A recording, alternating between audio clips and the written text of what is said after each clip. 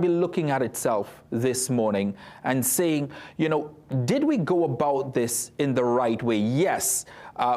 Perhaps some contractors were not above board. Perhaps there are questions and concerns about some contractors. Absolutely.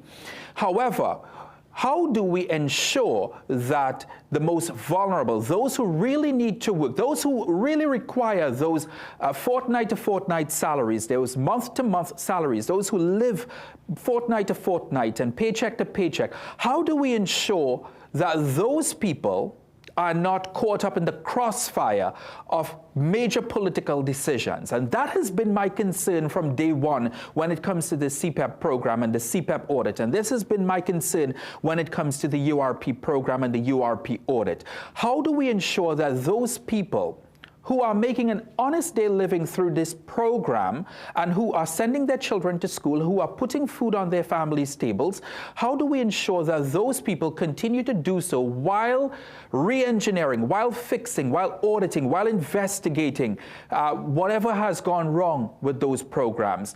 That remains the key concern of many people in this country, because as we'll discuss a little bit later in the program, because the Commissioner of Police is in our green room and he'll be sitting next to me in a few minutes talking about some of the most challenging situations that this country faces, which is leading to the crime figures that we are seeing. 207, I believe it is, as of this morning. 207 murders as of this morning, according to the TNT Guardian newspaper. We'll unpack all of that. But in the meantime, the government really ought to reassess how radical it goes about the changes. I'm not saying that audits aren't necessary. Audits are very important, and the conclusions and the findings of and the recommendations of those audits ought to be really implemented to better make these programs more efficient. But the key principle in all of this is that the most vulnerable, and they are the most vulnerable within the CPEP program, within the URP program, it stands for that, Unemployment Relief Program, Unemployment Relief Program. How do we ensure that those people at that level are able to continue working, to continue getting a salary on a fortnightly basis, on a month-to-month basis, to continue living, to continue taking care of their families, to continue doing everything that they need to do. It's a July-August vacation. Many of these people have families. That has been the concern, and I think the government has to answer to it. I think the government ought to recognize that the audit isn't so much the issue. The audit is actually welcomed. However, how do we ensure that these people are kept in jobs? That's the very, very important thing about both these audits. Let's check in with the back pages of the TNT Guardian newspaper as well, where Trinidad and Tobago men's under-23 Calypso Spikers, that's the volleyball team, capped the Carsova Men's Under-23 Championship on Saturday night at the Bologna Indoor Sports Arena. Trinidad and Tobago hosted that event and did quite well at it, winning gold medal in the final, beating a 4-team round-robin pool. Trinidad and Tobago won that final 21-25, 25-20, 30-28, 23-25, 15-10 against Suriname. Also in the back pages, the West Indies cricket team not doing so well against Australia in the third and final test match being played across in Kingston, Jamaica. It's a fast-moving test match after 2 days, well, rather 2 nights. It's a day-night test match. Australia was bowled out for 225 in its first innings on day one. And the West Indies was also bowled out for 143 runs, pretty much surrendering. The bowling has done so incredibly well against a terrific batting lineup from the Australians, but the batting of the West Indies really has just collapsed and continued to collapse across all 3 test matches. Australia in its second innings currently batting 99 for 6, so another really good bowling performance from the West Indies. Alzari Joseph has 3 for 19, Shamar Joseph has 2 for 26. I'm actually just watching these scores for the first time. I would have been asleep by the time this test match, well, day 2 would have finished. So Australia leading by 181 runs, and given West Indies' first innings batting performance, one might say that's already enough for the Australians to win the third and final test match. But we do hope that the Windies will be able to pull it together when it comes to the batting in the second innings of this test match. Darren Sammy says that He has a plan, he has a vision, and he is going to take radical action as it pertains to the test team and how we perform at the test match level. But well and truly, the problems of West Indies cricket on the field of play don't really start and end on the field. It goes way deeper than on the field of play. A lot of things, and you don't have to be a West Indies legend or somebody who has studied the science of the game to know that it's not going to happen this year. It's not going to happen next year. It's a process that we ought to embark on. But when you have changing administrations in West Indies cricket, as we have had over the last 20 years, can any one administration really start and end that process? Anyway, let's get back to news now and check out what's on the briefs of today's TNT Guardian newspaper. You can get pretty much a brief of all of the major stories that's happening in the TNT Guardian newspaper, including Khadija Amin's clash with the PNM over the URP feeding frenzy claim. Also, rampaging bison has destroyed crops in South Oraput. Radhika de Silva has that story down in the Southlands. And internationally, the European Union is delaying retaliatory tariffs on U.S. goods. Of course, on Saturday, was it Saturday? Yes, it was on Saturday. U.S. President Donald Trump instituting 30% tariffs on both the European Union as well as Mexico. Interesting bit of quote of the day down to the left there from former President Joe Biden, former U.S. President Joe Biden. Corruption is a cancer that eats away at a citizen's faith in democracy, diminishes the instinct for innovation and creativity. I thought that was an interesting quote to publish on page 3 of the TNT Guardian newspaper today. Let's take a break here on the Morning Brew. We have the boss report coming up right after this break. But right after that, Alistair Govaro, the police commissioner, is in our building this morning. He'll be sitting with us on the Morning Brew to discuss some of the most topical issues when it comes to national security in this country. You don't want to miss that interview. Stay with us.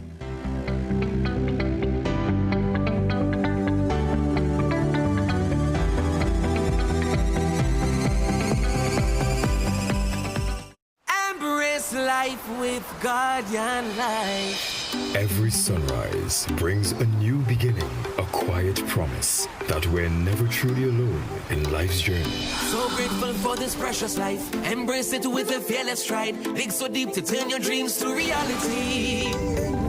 With a bright future on your side. Through every journey you will find what you've earned and accomplished. You now deserve to be. Embrace life with Guardian Life. Only you can pave the road for your legacy. Embrace life with Guardian Life. Every step is one step closer to live easy. Embrace life with Guardian Life.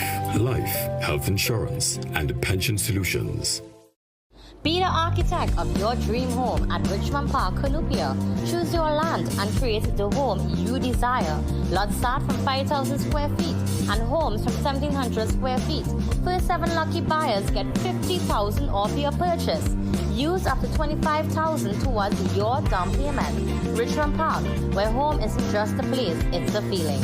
Prices range from 1.8 to 2.4 million. Madras Main Road, Columbia. Call 355-7703.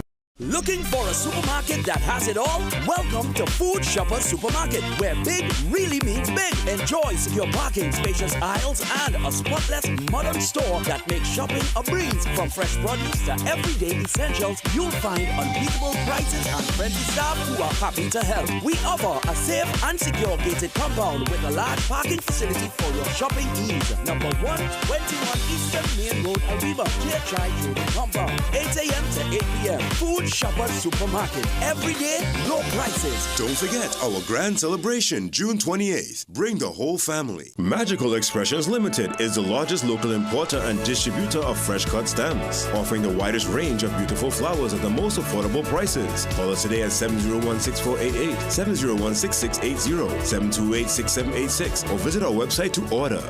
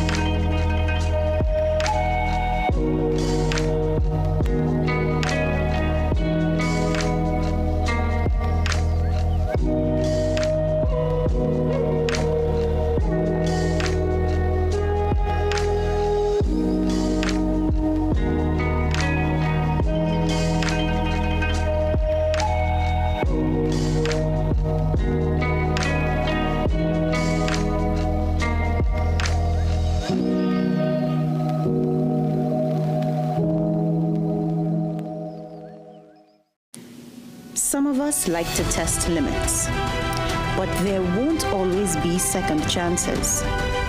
Obey the speed limits. Maybe you don't value your life, but others value theirs.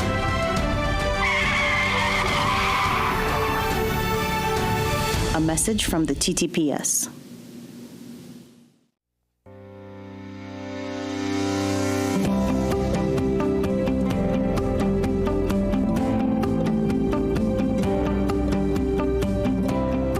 You know how the Monday mornings go here at CNC3 on the Morning Brew. It's the Boss Report.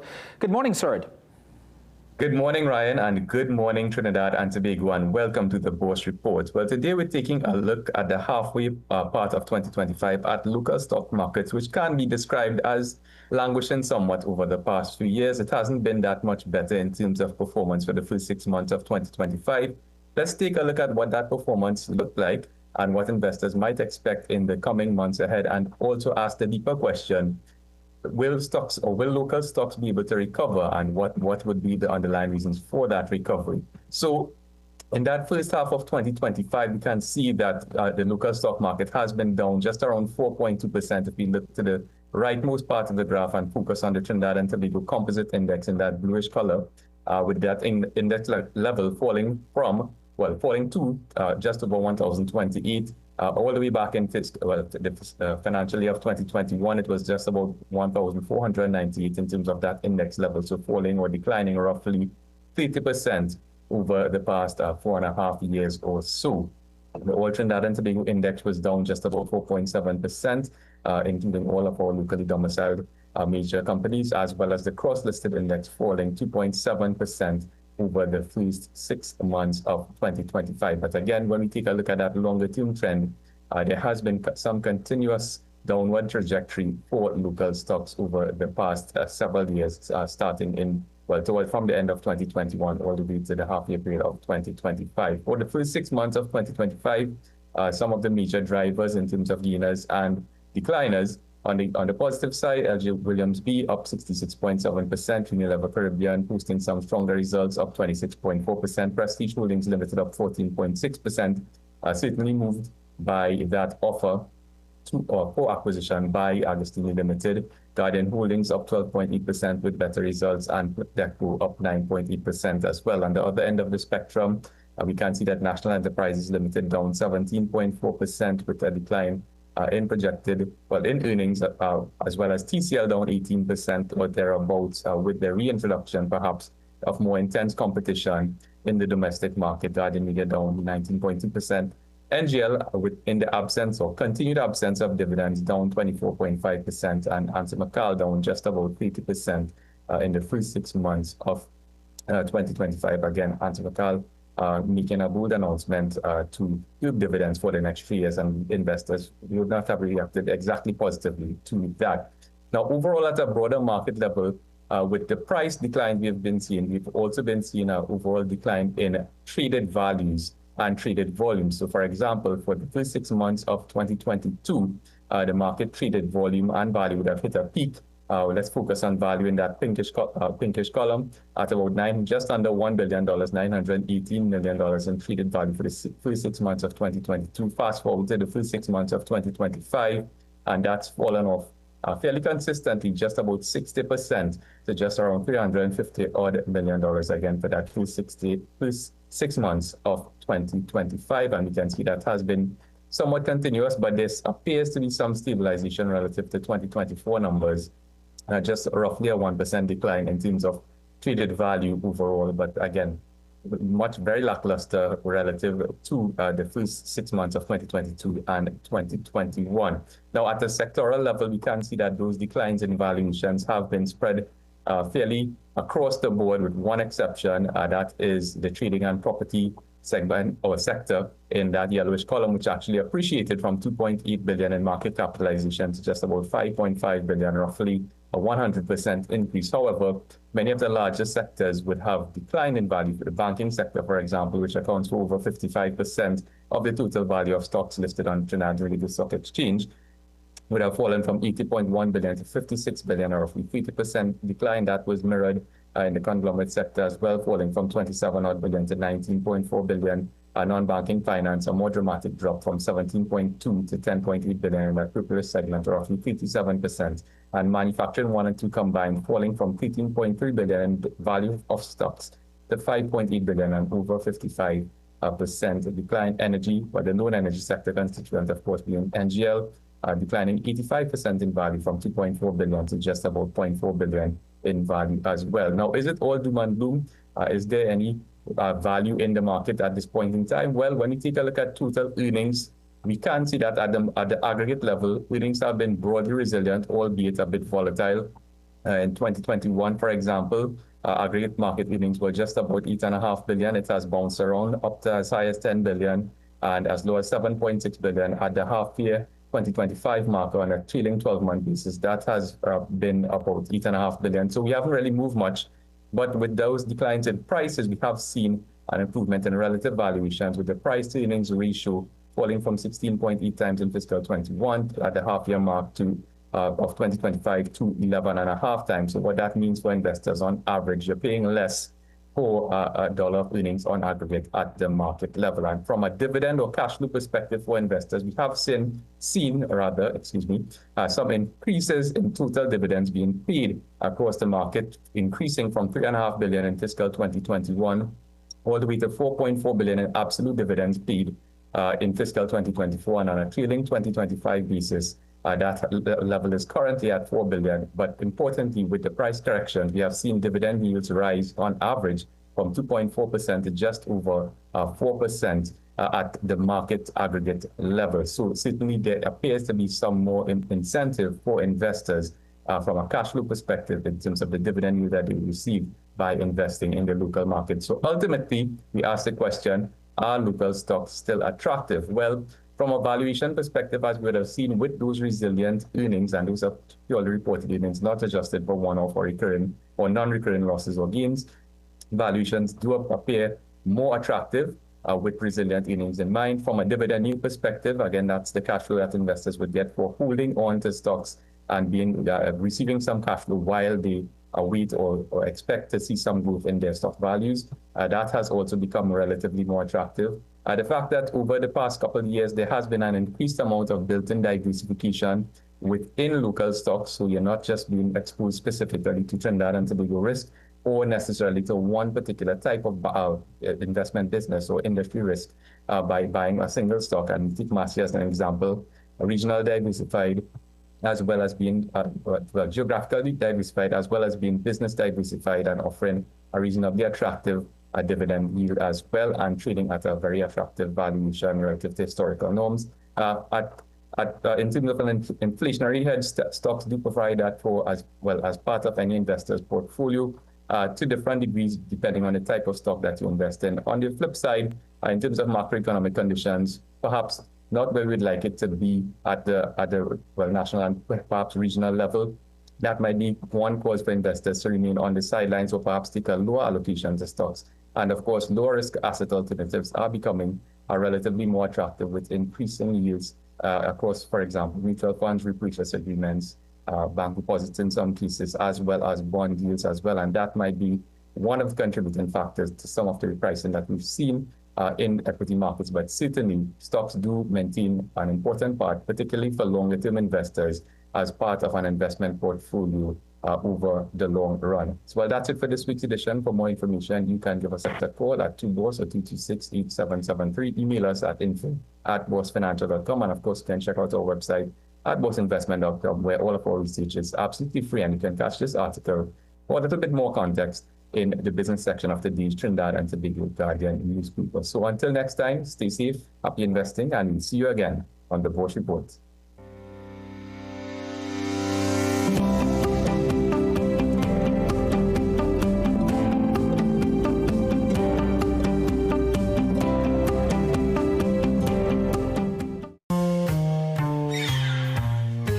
Things don't always go as expected. Be ready with TRINRE for auto, home, business and group life. Call us at 800-TRIN or visit trinre.com today. Huge insurance premium.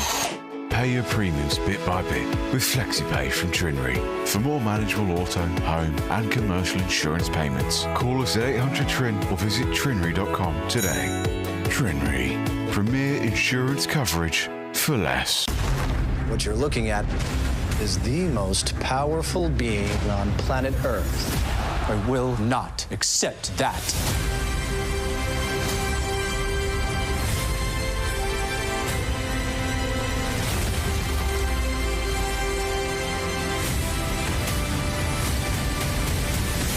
Got to get back to the fray. Rated PG-13. We are your one-stop, most convenient, most helpful, most caring community pharmacy. Our pharmaceutical services include dispensing medicines, repeat dispensing, clinical governance. But we also have a fully stocked convenience store featuring our refreshment aisle, grocery lane, personal care products, toys, pet supplies. We are most conveniently located out of the traffic, just 2 minutes off the highway in Heartland Plaza, Endeavour, Chaguanas. Contact us on 220-8705 or 470-5938 and visit us soon. So I hear Better Homes has the best kitchens. You heard right. We have Shaker style, modern Euro, and hardwood. I like this one. Can I test it right here, right now? Sure, but how are you gonna do that? All right, you all, come inside. Are you ready? Time's alive! Oh, a spice rack. Soft close door hinges. Oh, this countertop's nice, well. So, what do you think? Well, this 100%. is it. I'll take it. Build the kitchen you love for less at Better Homes, Carney or French Street.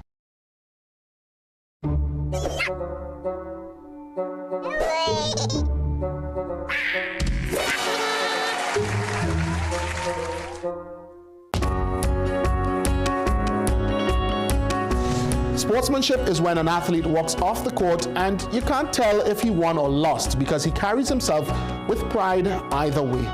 This quote is an embodiment of sport, and for me, sport is an embodiment of life. We are where you are.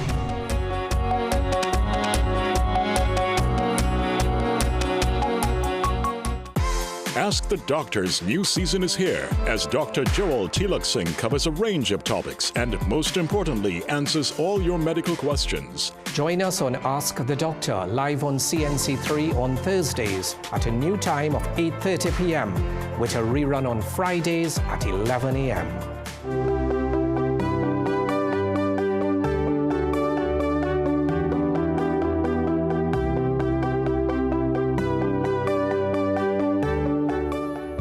It has been a month since the House of Representatives unanimously approved the Police Service Commission's nomination of Alistair Gavaru to be the police commissioner of this country. A month later, we are honored to have on the Morning Brew program Police Commissioner Alistair Gavaru. Commissioner, good morning. Thank you very much for starting your day with us here on the Morning Brew. We appreciate you making time. What has your first month been like? And I know that's not exactly a month because effective June 18th, you came in to being Commissioner of the country. What has your first month been like? So good morning. Thank you very much for having me, Ryan. Good morning to your viewership. Good morning, Trinidad and Tobago. Exactly Friday would actually make it 1 month in office. It has been interesting. I love the support that I've been getting from my troops. I love the support that I've been getting from the members of the public as we try to retain and regain the trust of the public in the fight against crime. What are some of the most pressing issues, if not things, you have uncovered in your first month that you probably didn't know before because you were an intelligence officer before? Yes. Well, coming from the background that I came from and having the information, one of the surprising things to me would have been the level of angst, the level of anxiousness that pervades in the society with regards to crime and the effects on crime, and more so the fear of crime. And I like to say that crime is a business in Trinidad and Tobago, and it's a business because if you look at the fact that persons who are involved in the security industry, you have persons involved in burglar proofing your homes, steel doors, walls, dogs. We are into the security and feeling and the need to feel safe. And that is something that pervades society, and it comes with a cost. So with that in mind, crime actually is a business. And seeing that the Trinidad and Tobago Police Service is a part of society, and we are the persons who hold the remit by virtue of the social contract to ensure that Trinidad and Tobago is a safe place, we have a responsibility to the public. We have a responsibility to the citizenry to ensure that everyone feels safe, so that the level of fear of crime could be reduced. All right, let's talk a little bit about public confidence in the Trinidad and Tobago Police Service. I'm not sure if you have a figure that you can give us. I know that there are assessments almost on a year-to-year basis of what the public's trust in the police service is. But aside from the figure, we do know that the police service has there are major concerns from the public as it pertains to the police service. What have you found in your first month, and what are your plans to instill public trust in the police service? Okay, so I'll start with your last question first. Plans to instill trust into the Trinidad and Tobago Police Service. I actually, as some people would like to put it, the proverbial hit the ground running. I want the public to see transparency and accountability from the Trinidad and Tobago Police Service, and not just only from the commissioner, but from the persons whom I lead. I want us to get that feeling of safety. I want the public to feel that they are stakeholders in the Trinidad and Tobago Police Service, so that we could engender that feeling of wanting to see the TTPS function well and do better. The first part of your question, in terms of, what was it again? The public confidence in the TTPS, you know, it is lacking in many regards. It goes up and then sometimes it plummets. Right. So when you look at the effect of, as I said, the fear of crime, it's actually worse than crime itself, because persons may want to feel that, and there are issues of integrity in the police service. We are not going to bury our heads in the sand, but we must treat with those issues of integrity and accountability in the public. I'm sorry to cut you in, Commissioner, but you've sort of touched on the very nerve of one of the issues. Mm-hmm. Many people, and there are reports that have been done by brilliant people in this country that suggest that rogue elements within the police service is causing the police service to cave in. Some parts of the police service to almost have a landslide within itself, if you understand what I'm saying. That really is one of the most important factors of your commissionership, dealing with your internal officers within the TTPS. Yes. Nice that you should mention that, because I always tell persons that the TTPS has always been and continues to be able to police itself. When we determine that there are persons who have those issues, whether be it on the criminal side or the discipline side, we have processes that are in place for treating with it. On the criminal side, we have the Professional Standards Bureau. We actually have the Police Complaints Authority that do investigations alongside or parallel investigations with the TTPS. So we are quite capable of dealing with the criminal side, and you would see that the statistics would prove that we have been able to successfully charge several members of our own department. How deep do you feel this runs within the TTPS? You were an intelligence officer before you became commissioner, and I know it's still very early days in your time as police commissioner, but how deep do you think this runs in your organization? Interestingly, the corrupt officers are in the minority, and the very few minority, but because of what they do and the pervasiveness of the effect on the public, then you would find that it is being said that the police service is corrupt. But I would want to assure the members of the public that we are and we have good officers, officers with integrity, officers that are professional, who are able to treat with the situation. But those minority members of the service who seem hell-bent on causing the reputation of the service to be pulled into the mud, we will deal with you. Do you believe that the police service, and there have been studies and reports, particularly from Professor Ramesh Deosaran, a former PSC member, you know him, a chairman, that the TTPS, it is time for the TTPS to be re-engineered, restructured, reformed? So we have to understand that the Trinidad and Tobago Police Service is part of a bureaucratic structure. And despite looking at it as saying it's no quick fix, we can't just throw a button or a switch and realize that all the reforms, all the changes, everything that we need will just come to us. It takes time. It's like a former commissioner of police, Mr. Williams, once said, it's like a large ocean liner. It just can't turn on a button. It takes time to turn. Do you feel that we have begun the process as a nation, as perhaps as the government, as a TTPS's hierarchy, past and present, your predecessors, that we've begun making that slow turn, that slow maneuver? Because you're saying it's going to take time, but the public, in reality, Commissioner, are desperate for solutions. And what I would like to reassure you and the public is that even though it would take time for the entire ship to turn, there are certain strategies that are already in place that you may not see and that I may not be able to speak about, that are already going on behind the scenes to ensure that that takes place. There are some concerns, though, that although you may have begun the tedious, challenging process of reversing and reimagining the image of the Trinidad and Tobago Police Service, there are concerns that, sometimes the police service takes a step back. Let's head back a little bit to earlier this year and look at the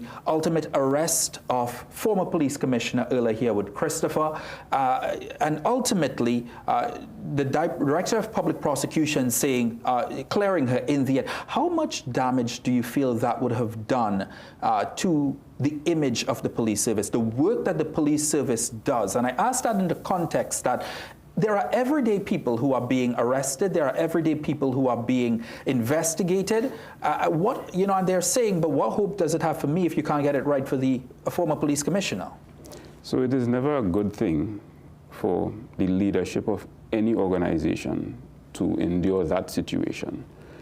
But what it has shown us is that as a nation, we as the TTPS can withstand that scrutiny, and that we are able to, despite the outcomes or the negative effects, we were able to get the particular body that is responsible for the adjudication of those matters, which is the Office of the Director of Public Prosecutions. It was an open investigation that was done where the entire nation was able to see this play out, and he was able to adjudicate properly according to the law. But you don't feel that it's an indictment on the TTPS that they've gone to this length and have not been able to prosecute? Well, what I can tell you, we cannot prosecute something that is not a criminal offense. So if it is that the investigation that was carried out does not yield the threshold for criminal prosecution, then we cannot prosecute someone. But then it begs the question as well, Commissioner, how did we get to the point of charging the former police commissioner if there was not sufficient evidence that could have led to a prosecution? You realize the gaps that I'm kind of trying to pick apart in the system, and it's not, in hindsight, it's really not about the former police commissioner, but it's about the system as a whole as it pertains to the TTPS moving from arrest to prosecution of any citizen of this country. All right, so let me correct you. You said charge. She was never charged.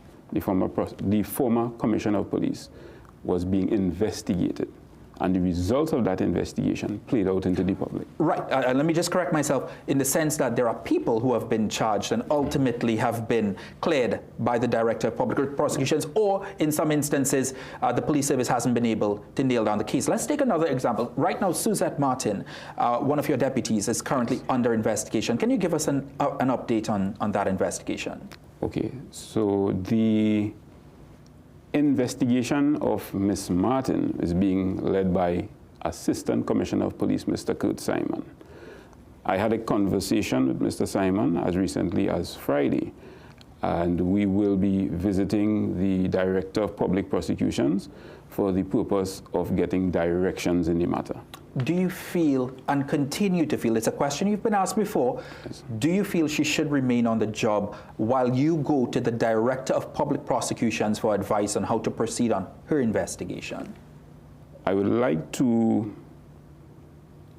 defer that the Police Service Commission is the organization that has the responsibility or authority to treat with that aspect of it. And are you comfortable with one of your officers who's being investigated, working under you, working closely under you because she's your deputy, working under you during such an investigation?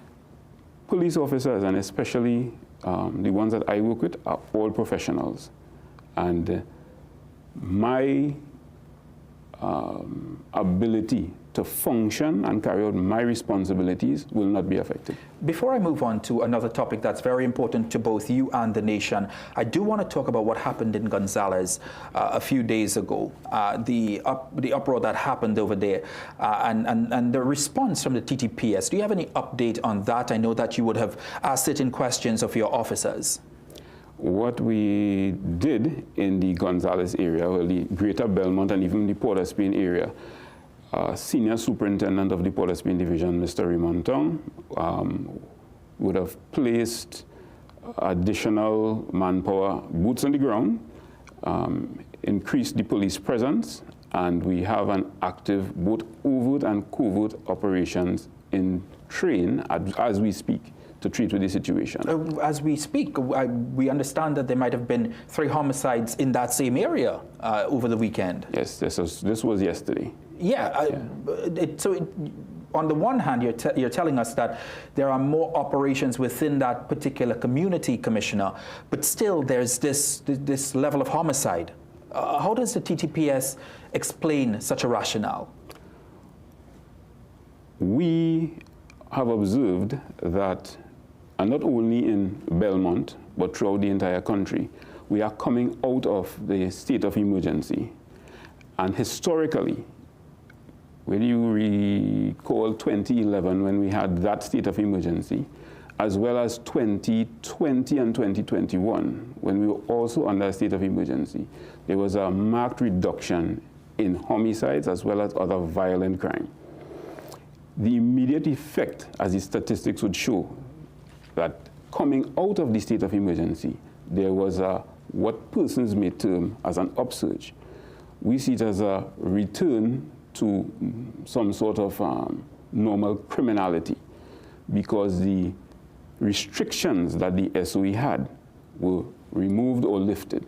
Thus, I would be very cautious in saying that we had an upsurge or a spike. So is it that this country, Commissioner, for the most part, each year has to live under some state of emergency restrictions to enjoy some level of comfort? Because outside of an SOE, as you've just admitted, there is an uptick in crime, almost as though it's the norm in this country.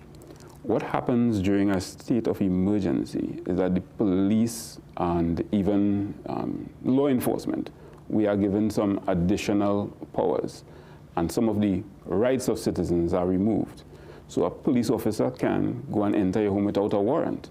And those are the situations that present itself as having a little more power for the police to treat with crime. Currently, the process for taking out warrants is one that is somewhat tedious, and we are currently engaging with the government to treat with that. We have, there were orders of detention utilized in the last SOE. There was no curfew, but it had the desired effect that we were able to detain and place away from the public those persons who were hell-bent on carrying out criminal activities. But an overarching success over the last SOE, that might be difficult for you to call an overarching success, because immediately after the SOE, you've admitted that in keeping with traditional statistics, there's been an upsurge in crime once more, in homicides, really. Yes, and that is something that, you know, we would look at holistically. As I said, in 2011, it occurred. In 2020 and 21, it also occurred. And you are seeing the statistics also from 2025. Let's talk a little bit about, you mentioned the present administration. Stand your ground legislation will come into effect. It is the aim of the government to bring it into effect at some point in the next session of Parliament. Will that help or harm the work the TTPS does? The only way we'll be able to determine if it will help or harm is after it is put into effect. Do you support it? I support any legislation that would assist the members of the public in protecting themselves. So you think stand your ground legislation will be able to help members of the public defend themselves in situations of home invasions, etc., and really pick up where the TTPS may not be able to?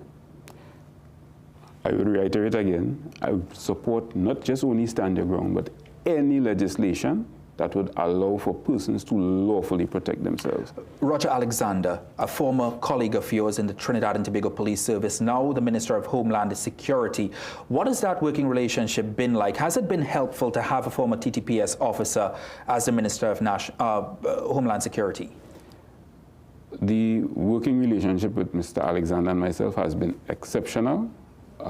We have had several meetings thus far in treating with particular issues that have come to the fore.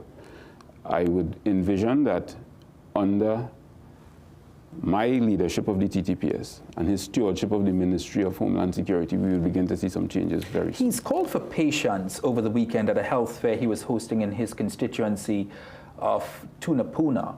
And obviously that's always a very tricky term to use when it comes to crime fighting in this country, when you ask the public to be patient, because you as Commissioner already know that the public has run out of patience many years ago as it pertains to crime. But how far into the future, Commissioner, can this country expect an impact on the measures that you are saying that both the TTPS and the Homeland Security Ministry have been taking? The situation thus far is not one that came into the public sphere within the last year or the last 2 years or the last 5 years. This is something that has, the crime situation that is something that has been pervasively getting worse over the past 20 years, 25 years.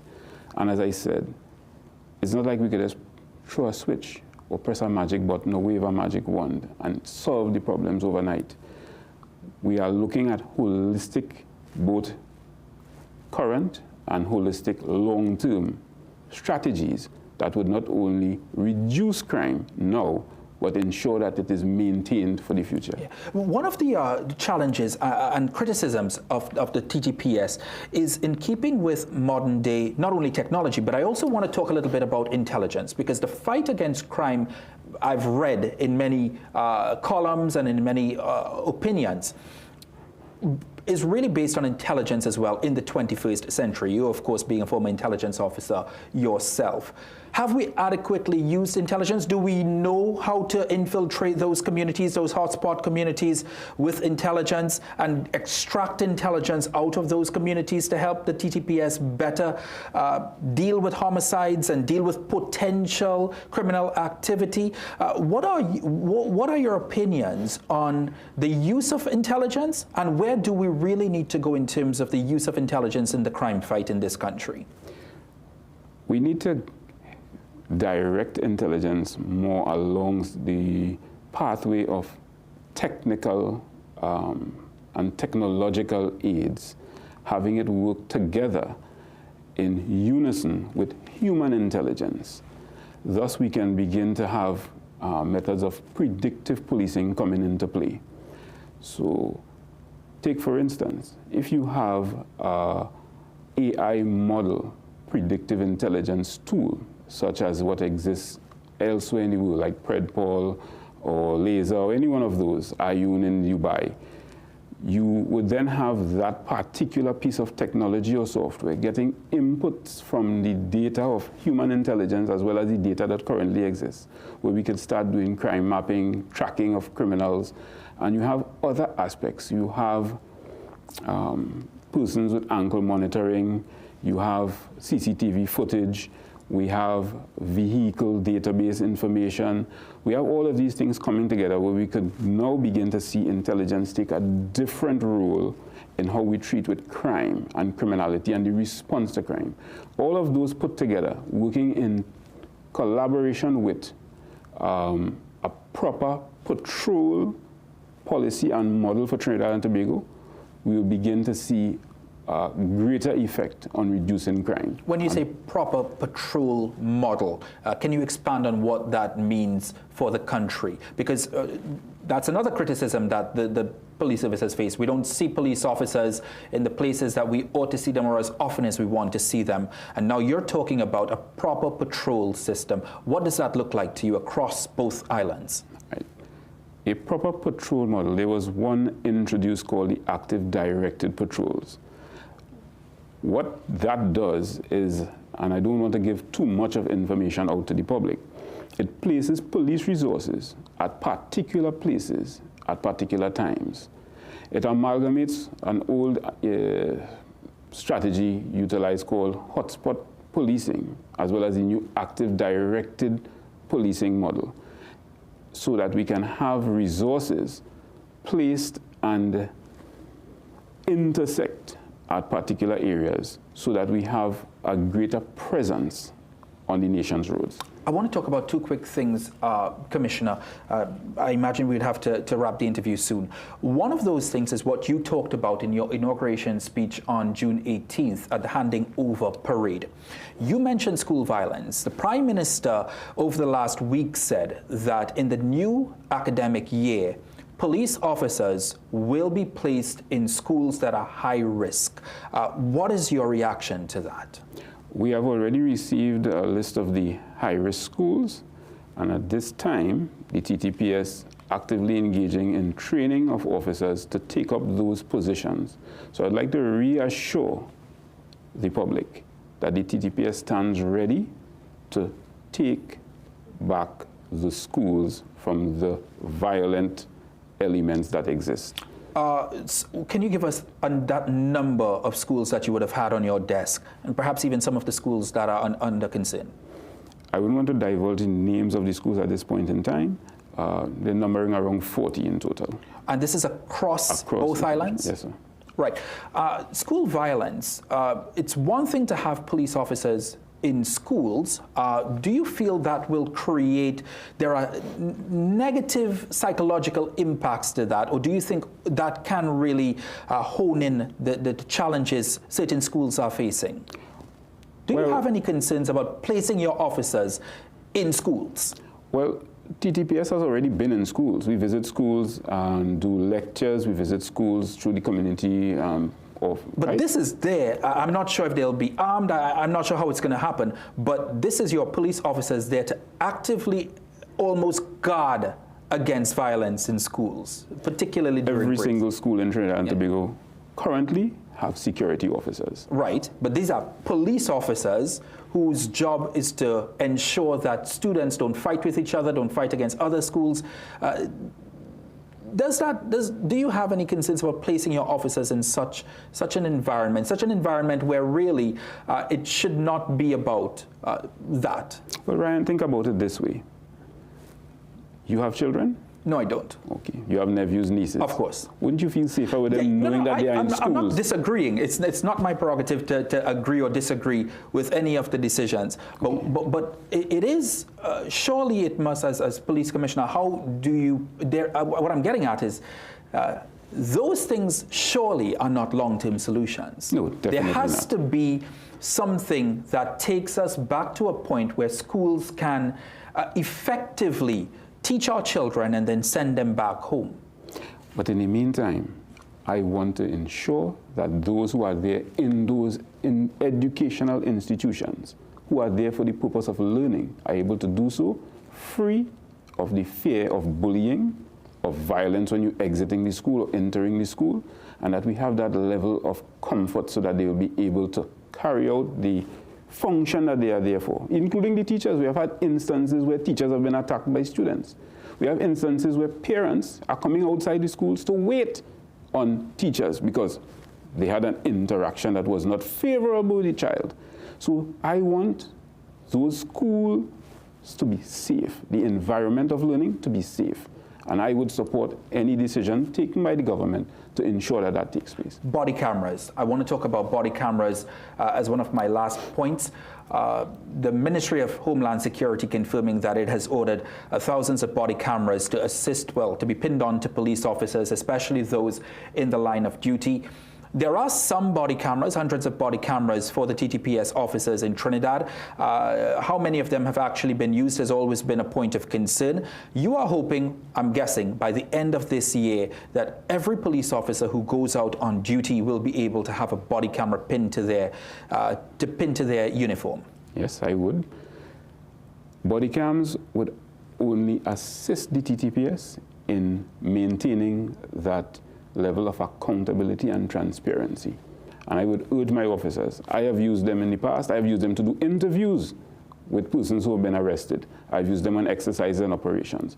So there's no fear of the body cams. All it does is show the public that we can carry out our functions in a transparent manner where we can be held accountable. Commissioner, are you willing to move from urging your police officers to mandating them when they get it, because the government has invested in thousands, has spent millions on thousands of body cameras?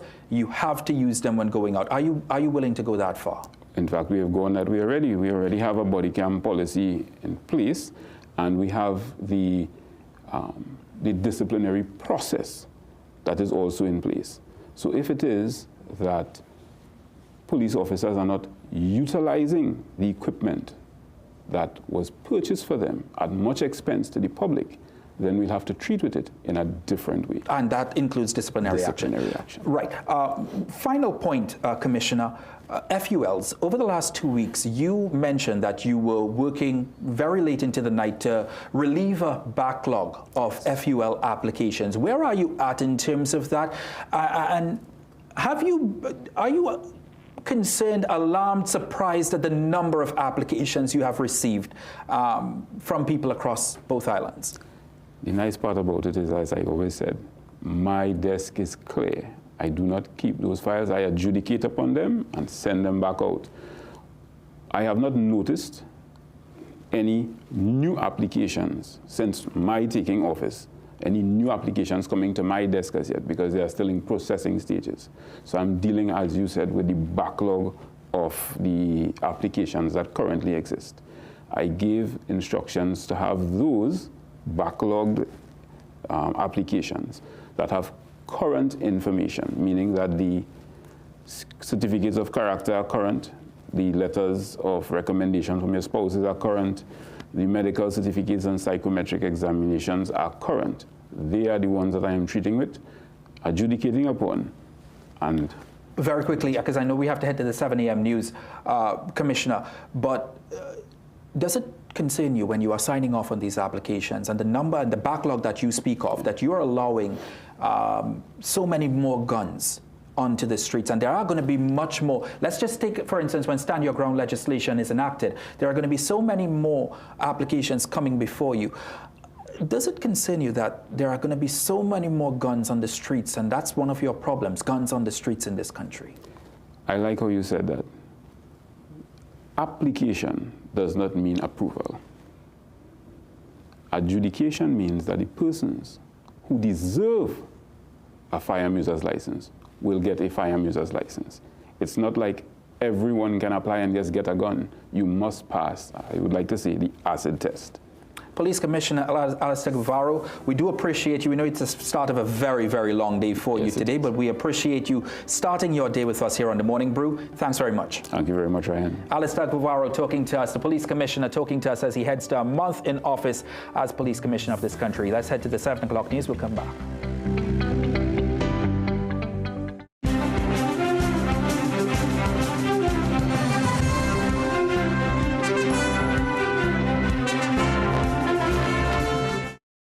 Good morning. I'm Soini Gray with headline news on CNC3 and the TBC Radio Network. A Rio Claro family of 4 is now homeless after an early morning fire on Sunday gutted their home in Ponderosa Settlement, Lippetville, Rio Claro. The father of 2, Ansari Asif Ali, said the flames spread so quickly they were not able to save any of their belongings.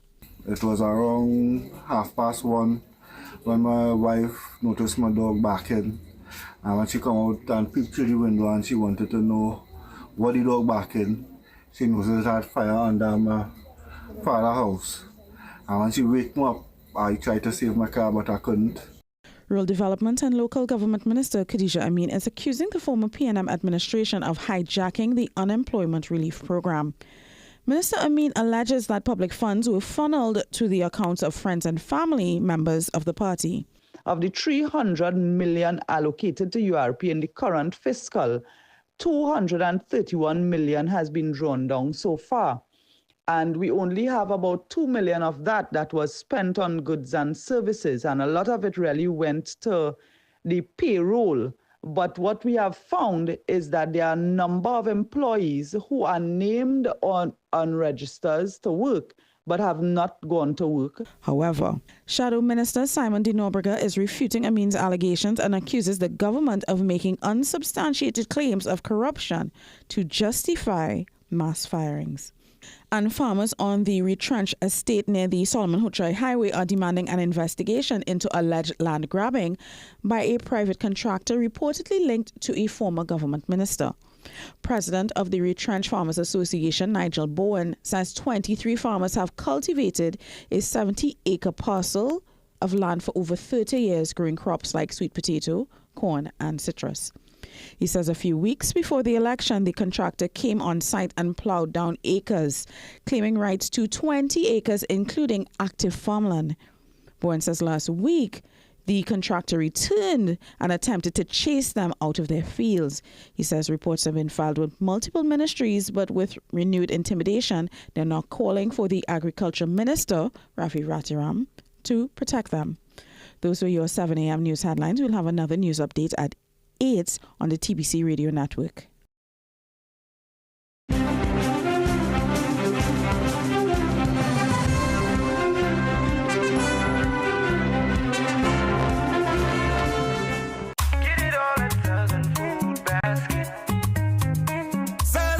Southern food basket. Quality food to fill you. Hey, pretty lady. I see you looking for some hot sauce. Boy, move it. I have a man. See you. So you don't want no mother-in-law? Attention valued shoppers, we are thrilled to celebrate 34 amazing years with you, our loyal customers. A huge congratulations to all our winners. Hey, don't make joke. I know when I shopping spree. What snacks we buying, mommy? Look, boy, come on, eh? Well, look how I just win a Caribbean getaway now. Rock back. Girl, I know when I shopping spree, eh? Well, come on, help me now. You don't have a man? Later. Nah. It's Southern Food Basket's 34th anniversary extravaganza from July 1st to August 31st. Shop and enter for a chance to win incredible prizes, Caribbean getaways, staycations, shopping spree, and the ultimate grand prize of a brand new Suzuki Grand Vitara. Get a loan at Bremont. The process is simple. Fast and efficient approvals. Receive funds within 24 hours once approved. And no penalty for early repayment. Located at 4 Gallant Street, Woodbrook. Remember, we like to lend. Welcome to ABC Doors and Windows, TNT's #1 destination for the best quality and widest variety of doors and windows. Enhance your space with our premium wooden, steel panels, fiberglass, and steel security doors, complemented by our aluminum, UPVC, and steel windows. Shop for the best quality and service at ABC Doors and Windows. Visit our impressive showroom at 1 Chancatrace, El Socorro South, or call 638-7184 to get started. Trust ABC for a better choice. Get the best in affordable eyewear. Frames with blue filter lenses and eye exam, $399. Single vision lenses with transitions on designer frames, $799. Progressive transitions with designer frames, $1,399. Happening only at Seaview Optical. Affordable eye care for everyone. Period nights don't have to look like this. Move less, wake up to change. So change for a real night's sleep with Always Overnight. Its 3 times protection system absorbs, locks the fluid, and keeps it away from your skin. For protected nights without leaks. Always.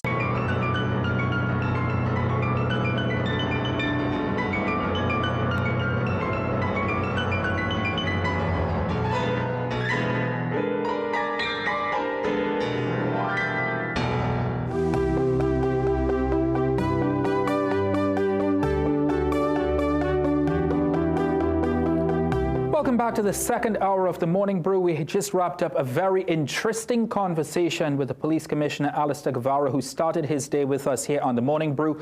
That interview will be posted shortly on our social media platforms in case you missed it or in case you caught the tail end of it. He said some very interesting things that we'll recap in a short bit. But first, for 40 years, Kanto has been the driving force behind the digital evolution here in the Caribbean. It is currently marking its 40th conference in the Bahamas, where our Jason Williams is at. Let's see what Jason has for us. Jason, good morning. JW on location here at the Grand Hyatt Bahama in Nassau, Bahamas for Kanto 2025, the 40th installment. A chance for regional leaders and those within the space of technology and innovation to come together to have impactful conversations that will indeed forge the policy that the region will embrace in the years ahead. I'll give you some behind the scenes and some impactful interviews from some of the key players. So Kanto is the premier industry association for ICT in the Caribbean region. We comprise 124 members from 32 countries. And what we do is we create a platform for dialogue, for collaboration, and for addressing issues facing the Caribbean. I think for one thing, I'm really overwhelmed with the amount of Caribbean diaspora and support here at the Kanto conference.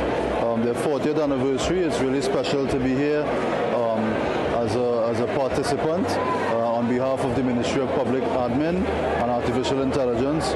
It really is inspiring. A wide network of stakeholders involved in the conference, and I'm looking forward to learning a lot, listening a lot, but also contributing to what I think will be a very successful conference, and share ideas with our Caribbean partners, our Caribbean brothers, in a way in which we can progress the Caribbean effort towards digitization and telecommunications and all things related to artificial intelligence and progressing the Caribbean as a region forward in 2025 and beyond.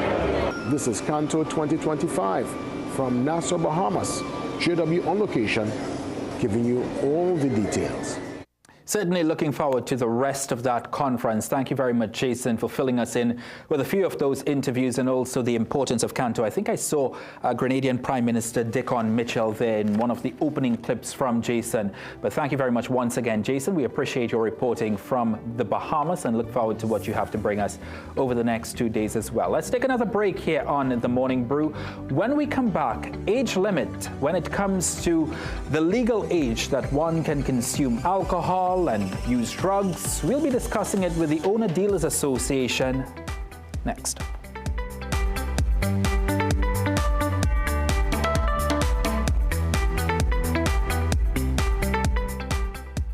The biggest business-to-business event of the year is here. The Trade and Investment Convention, July 17th to the 19th at the Center of Excellence, Macoya. It's the Caribbean's biggest business-to-business with over 300 amazing exhibitors from Trinidad and Tobago, the region, and the world. Register to attend for free at www.ttma.com/TIC. Connect, discover, grow at TIC 2025. The detergent smells nice while washing, but when you use the new Downy Intense fabric softener, with its new multi-capsule fragrance, it releases an intense scent that lasts twice as long. With the new Downy Intense, you'll enjoy a rich and delightful fragrance that keeps you feeling fresh 24/7.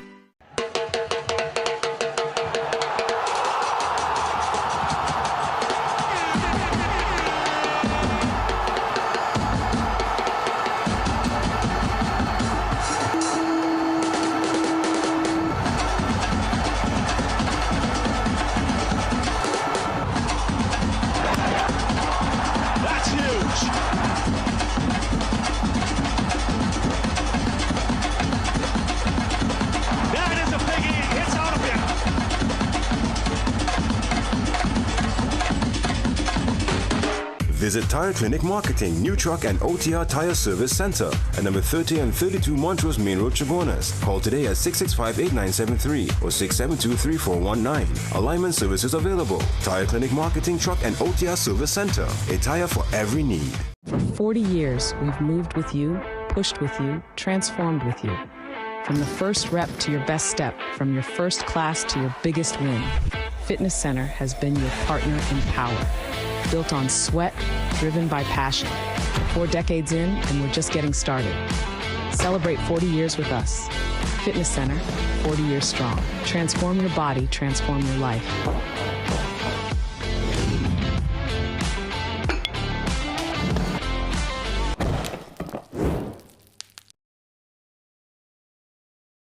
We are your one-stop, most convenient, most helpful, most caring community pharmacy. Our pharmaceutical services include dispensing medicines, repeat dispensing, clinical governance, but we also have a fully stocked convenience store featuring our refreshment aisle, grocery lane, personal care products, toys, pet supplies. We are most conveniently located out of the traffic, just 2 minutes off the highway in Heartland Plaza, Endeavour, Chaguanas. Contact us on 220-8705 or 470-5938 and visit us soon.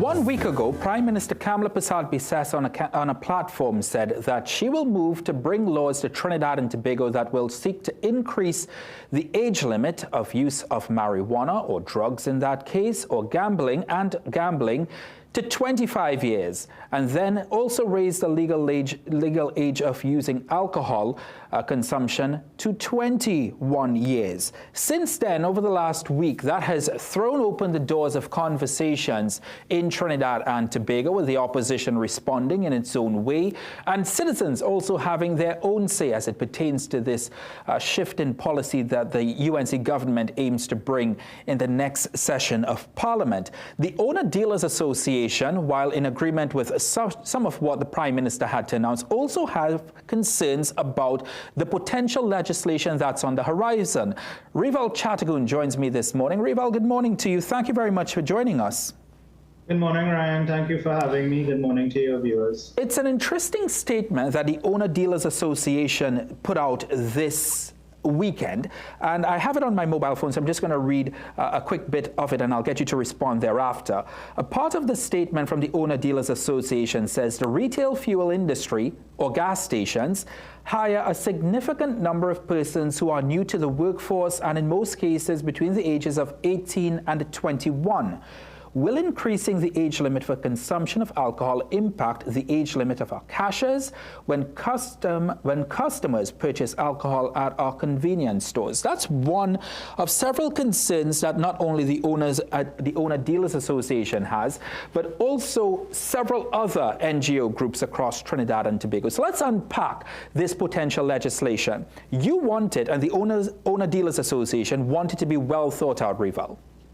Absolutely. So the raising of the limit seems to be a no-brainer, because under the assumption that's, there's a lot of thought would have gone in, there's a lot of statistics. They would have said, well, alcohol abuse in terms of that age limit, probably accidents.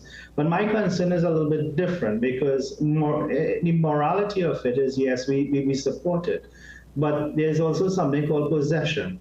And the possession is, or it can be, our staff, right? Because consumption is very separate and apart. Let's talk about a cashier. The sale of alcohol is considered sold when it passes through the cashier. Does that mean all of our cashiers have to be age over 21? Let's talk about our merchandisers. If they have custody of it, right? And you've been caught with alcohol, just like marijuana and so on, can you be charged, right? And it's not only for our industry, because once you start to widen that gap, you understand the questions become more and more. Of course, there's nothing for us to see, and it's speculation. So we just want that, these things are being thought of, because we could have the van drivers. Imagine you just got your license, somebody hire you, not as a driver, but even a lorry man. and you have possession of this, can you be held accountable? So, these are some of our concerns, because once you start to widen that gap, you realize restaurants, supermarkets, convenience stores, anywhere with a playway booth, because it becomes the same thing in terms of gambling acts and so on, right?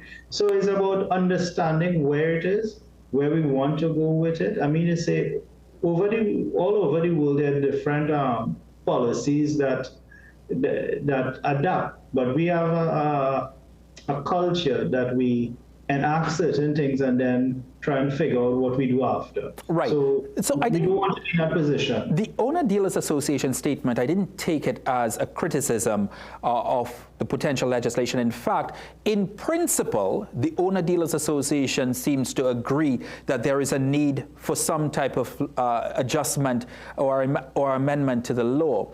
What would be your suggestions then? Because I get what you're getting at is there really ought to be strong stakeholder engagement or consultation to ensure that there are no loopholes, especially legal loopholes, in the oncoming legislation.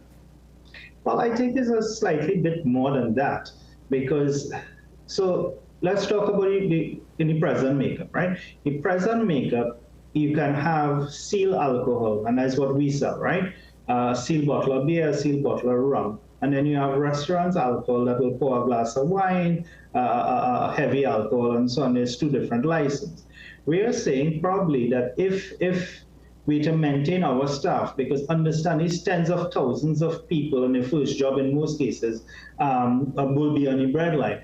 We are saying that you need to be guided by that. So if I'm in this environment, if something is penciling in the law that once you're partaking in sale of course it will have different barriers and so on, right? Or limitations that you have to be in a commercial environment, right? If that is penciled in, then it don't really affect business as we know it. But if the law simply says, well, okay, consumption and possession is illegal, then we all could face problems, because then you have to have people over 21 basically being employed. So what is going to happen with those tens of thousands? And I don't have all the figures, because it's certainly out of my comfort zone. But if we use the SEA results of 17,000 thereabout of students writing SEA, right? So let's just say I have 17,000 people or kids going from 11 to 12 or 12 to 13 in terms of that. And you multiply that by 4, because it's over 21, so you have to be 21. So you have 18, 19, 20, 21, which is 4 years. That's 68,000 students or kids or adults who just simply cannot go to a grocery, a gas station, and so on to look for jobs. So it is a bit hard for them. So I will probably suspect or suggest that being able to handle seal alcohol, somehow pencil there under the premise of commercial activity, because they don't want to see if you increase the limit, and okay, if somebody under the age of 21 could have a seal bottle of rum walking on the road as well. So it's really a lot of consultation, and we have to make sure it's well thought of, as well as what are repercussions. Now, when we look at CARICOM countries, and most of us are 18 years of age is the limit for alcohol, how would that affect Carnival? I don't have the figures to say, well, okay, we have X amount of tourism coming in, or persons within that age limit for this particular purpose. So we have to really think about it. I mean to say, we begging for US, and we don't want to turn it away. We don't want the greatest show on earth and Trinidad is known for that, to suddenly shift because of this legislation. So all what we are saying is that we need to get to the table, think about it, how it affects every single industry, not just mine, and see what is the best solution moving forward. Yeah, I'm sure we can come with a solution. Yeah, it's an interesting perspective in the sense that we hadn't probably had the full picture of the importance of that age group between 18 and 21, if you get what I'm saying.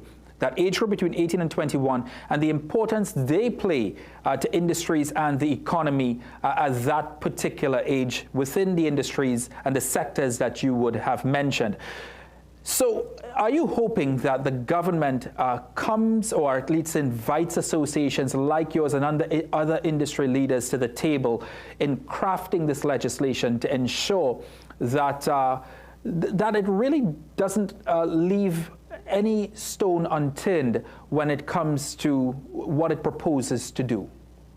Absolutely. I mean, you see, I think that any responsible government, that will be the ideology, because the reality is that no one sector will have all the information. So you need to have a wide cross-section and get all hands on deck and their thought process and stuff, because, you know, on social media, there's a lot of chatter going on about this. Yes, raising the limits and so, but nobody really thought about who's going to sell. How does that affect the economy? How does that affect the people in terms of what we have known? So I am just barely concerned of my staff and the tens of thousands of people who could now be on the breadline or could not even think about it, because in our industry, I mean, they say plenty people in this country, first job would have been at a local gas station or a supermarket and so forth. And now that may not be the case. If you had to suggest, if you're part of that roundtable discussion, the government invites you to have a say in what the legislation could potentially propose in Parliament, you would certainly want 18-year-olds, 19-year-olds, 20-year-olds to be able to work in industries like yours, as you say, quick shops, gas stations, even if they're not allowed to consume. Am I right? Absolutely. And that is the parameters that you want to be guarded with, because you don't want to have a broad line statement. Well, okay, once you have a sealed bottle of alcohol, that you're okay and there's no issue.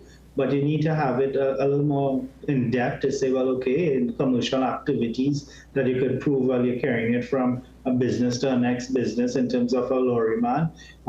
You know, you could have possession of it if you're packing it, cashing it, and so on, right? You know, so there are a lot of things that could be polished, and I think that this could be possible, but we need to see the data, because I'm a little bit concerned in terms of tourism, to be quite honest. If let's just say that 50% of the people come in this country for Carnival falls into that category, well, then we need to be able to say that we need to understand how does that impact us. And of course, we can't say, well, okay, because your skin lighter, or you look like me, you may not be a Trinidadian and you're a tourist. So, you know, there's really some cause for concern. All right, Rifal Chattogun, thank you very much for your time to talk about the oncoming age limits that the Prime Minister proposes to bring in the next session of Parliament, raising the age limit for legal consumption of alcohol to 21 and raising the legal age for the use of marijuana and for gambling to 25 as well. Appreciate your time, Rifal. Thank you for having me. Owner Dealers Association President Rifal Chattogun weighing in on the Prime Minister's proposal. She says that she hopes to bring legislation to Parliament that will be passed to raise the legal age limits as it pertains to all three of those. Stay with us here on The Morning Brew. When we come back, we continue to talk about some of the most topical issues in this country, including this one. In your own community, you have had neighbors, you have had friends, you have had cars passing within your community with playing very, very loud music. I know some communities in North Trinidad and Woodbrook, they have an issue with the parties that happens. We're going to be talking about noise pollution next.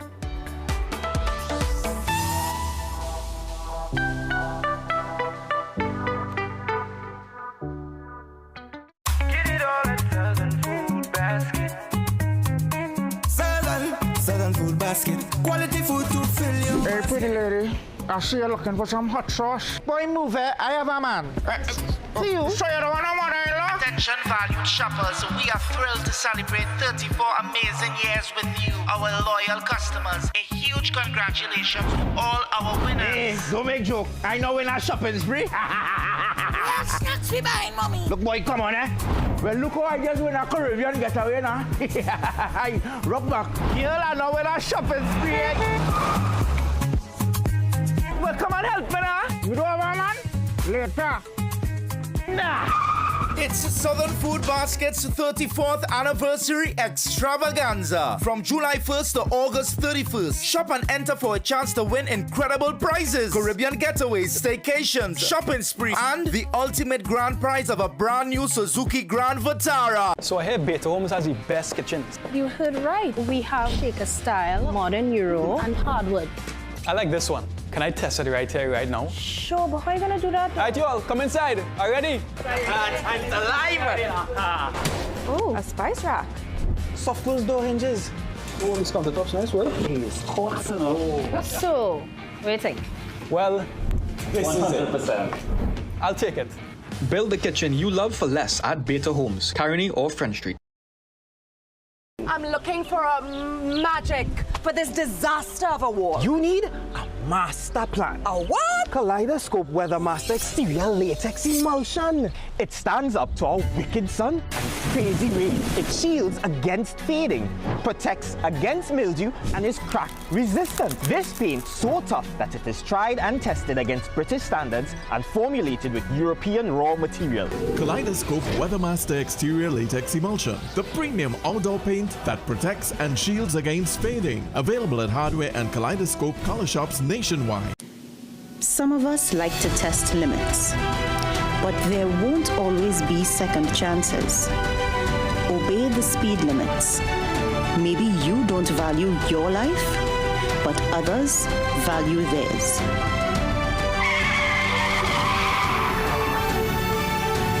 A message from the TTPS.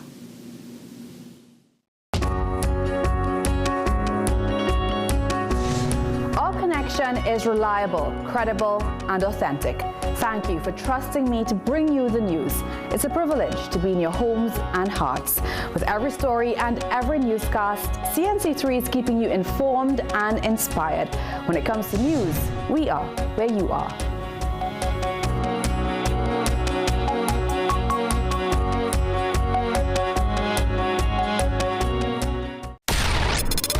Filmmakers, producers, content creators, influencers, and recording artists. If you're looking to rent a versatile studio space with green screen, video wall, cyclorama, and more, look no further. GM Labs is here to make your dreams a reality. Located in the heart of Port of Spain on St. Vincent Street, GM Labs is your one-stop shop for all your creative needs with over 2,800 square feet to work with. Take your creative concept to the final product at GM Labs. Give us a call or WhatsApp or message us on our Instagram and Facebook pages at GM Labs TT. Get the story first. Want to know what's happening in news, sports, or crime? Get the CNC3 app. As the story breaks, CNC3 is there giving you the story first on your mobile device. Be connected to the most trusted and reliable news source, CNC3. Access your world with just a tap. The CNC3 app. Download it today.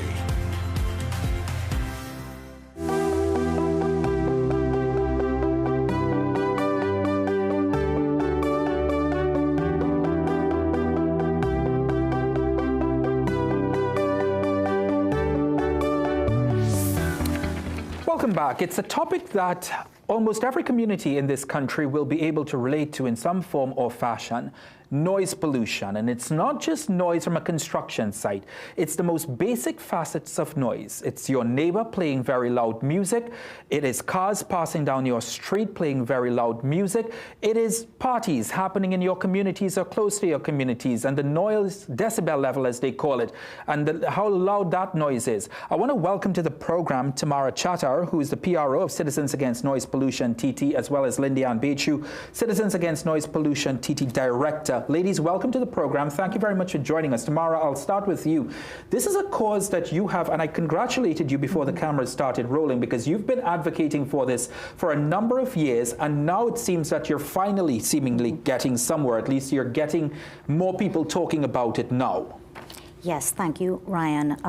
It's a cause I've championed for more than 10 years, and based on noise coming from a bar, but also noise coming from neighbors.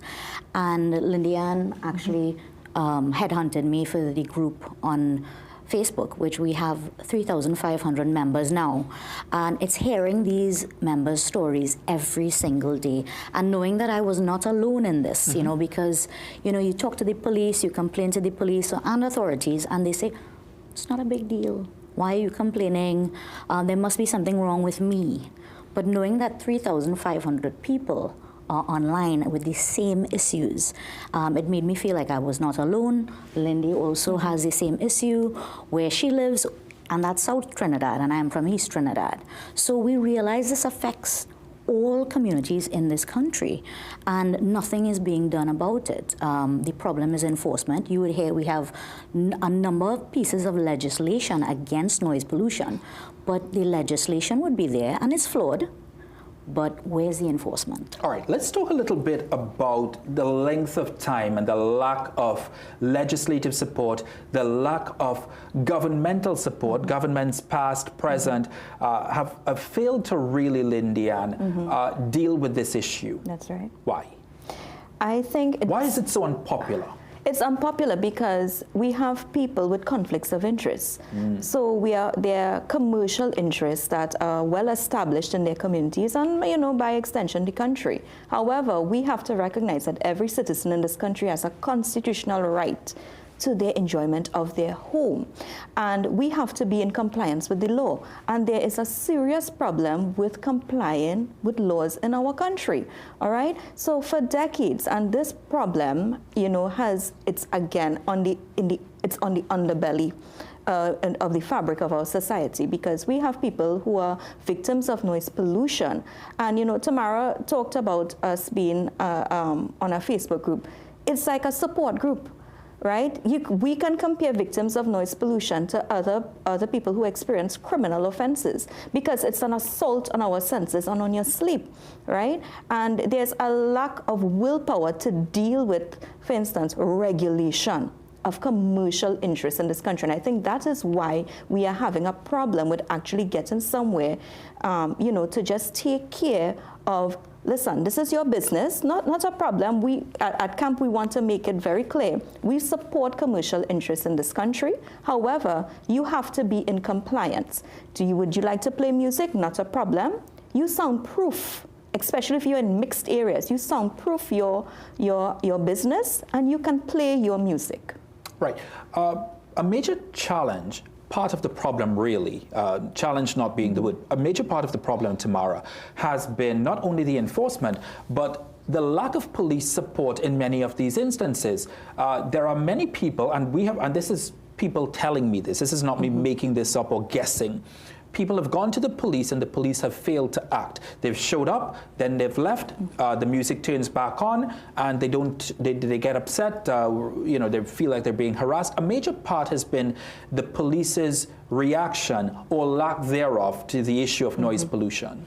Now, I understand the police frustration. I understand that they lack resources, but I do not understand the lack of empathy. I don't understand how you can get into the business of being a police officer without that empathy. And sometimes they do not even allow people that suffer this or complain the air.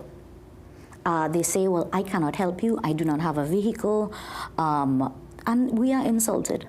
A lot of them, the phones are they hung upon us. 999 hangs upon us many, many times. So there's no training on how to deal with the public, and frankly, it's offensive.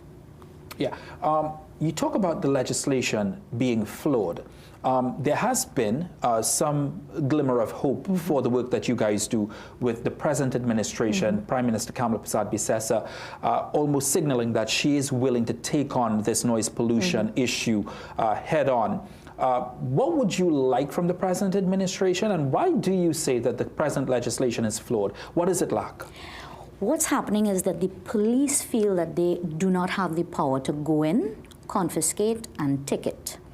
And we have a sort of tennis game going on with the EMA and the police with saying, this is not my responsibility. The police are supposed to do that. And then they are saying, call the EMA, and the EMA operates 8 to 4, and it's bedtime when people are affected, and they call all hours of the morning. There's no help. absolutely no help, and people are frustrated.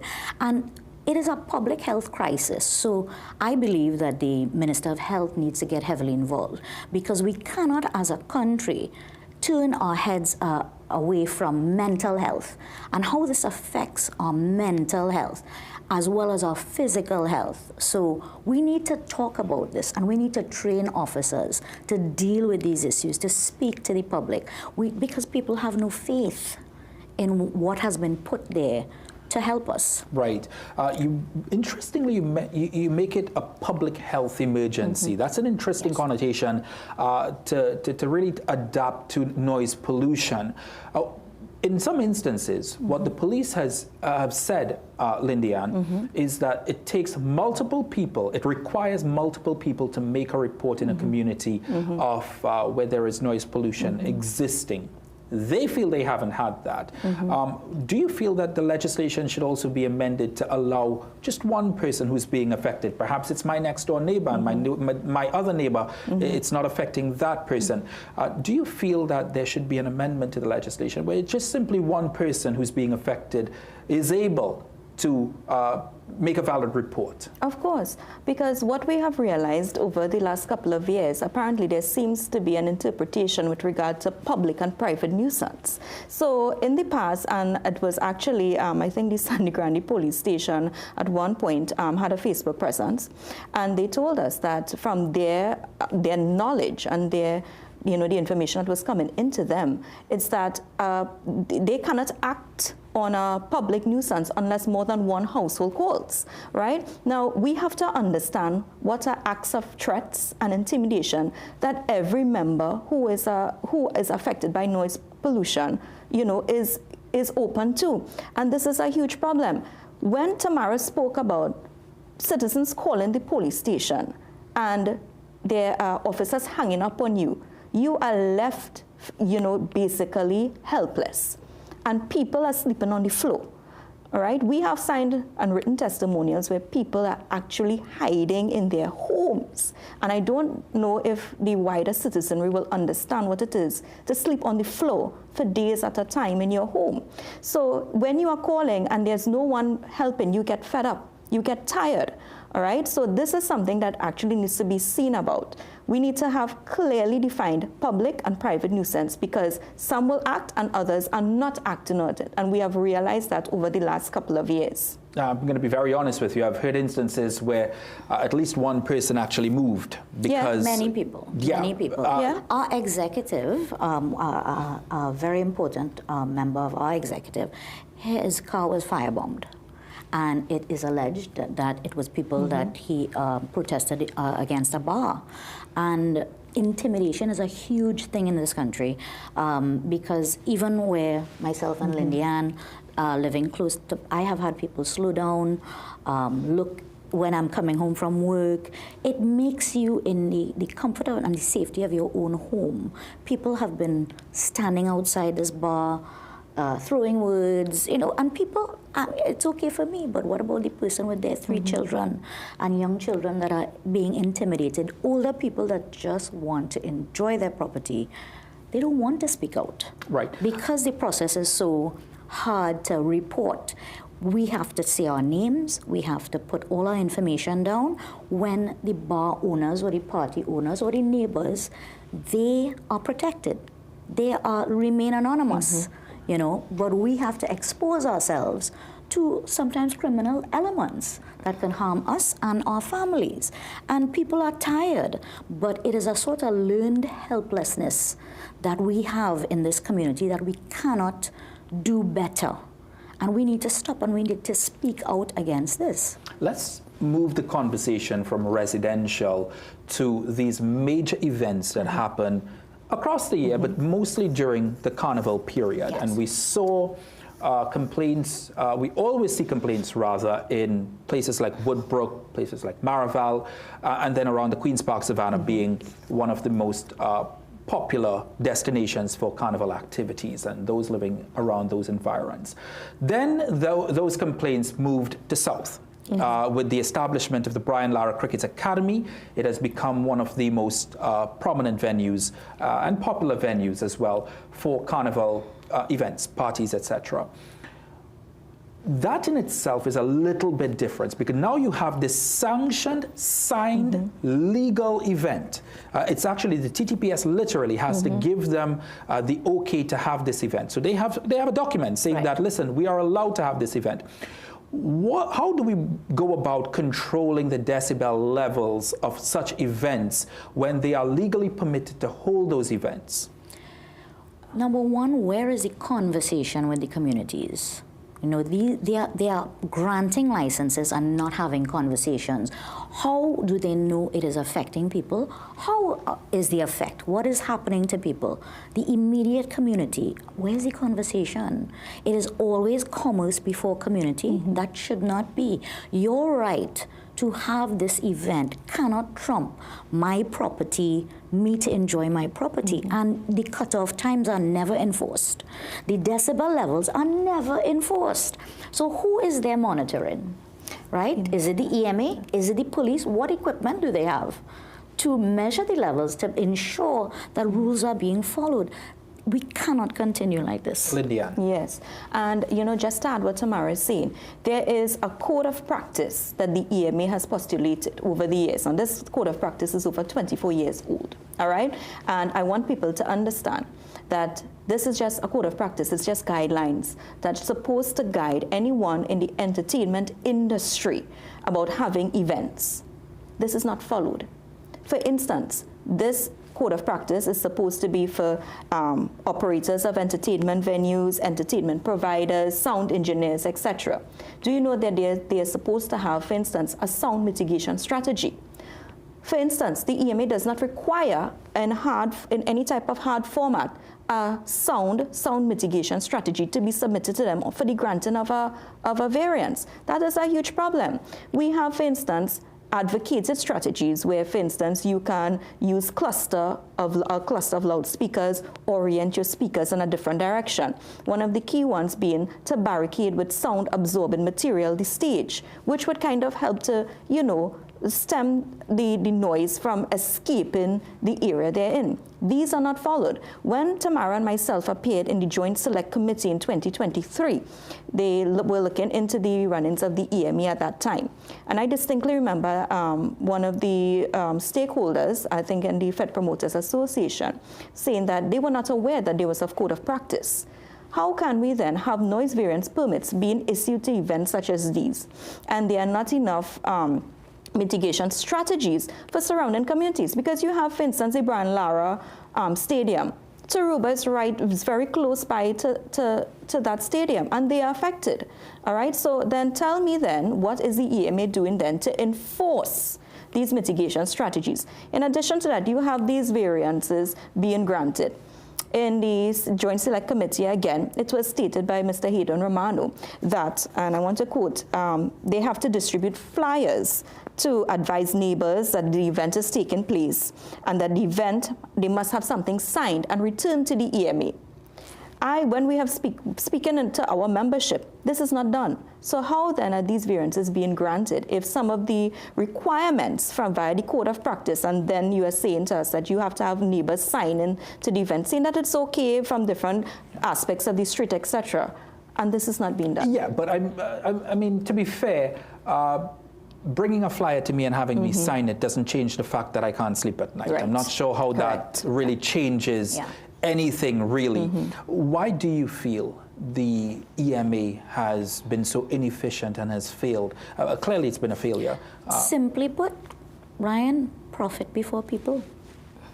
Simply put, for every single organization, they always put profit before people. And we cannot have a society moving forward if that is what we put first. I want to give you the opportunity as we head out of this interview, Tamara and Lindian.